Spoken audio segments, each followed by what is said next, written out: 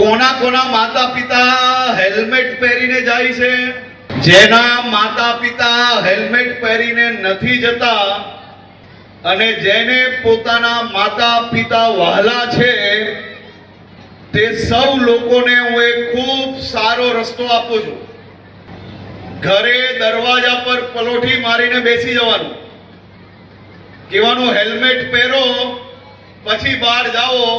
આપણે રસ્તા પર કોઈ પોલીસનું કામ નથી, ઘરે ઘરે તમારે પોલીસ બનવાની જરૂર છે.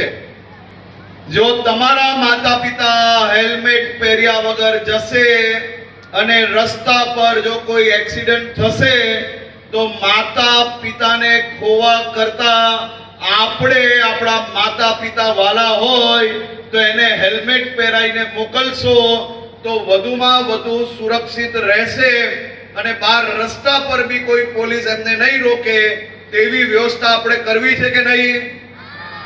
પાક્કું? તમે બધા તમારા માતા પિતાને રોકશો?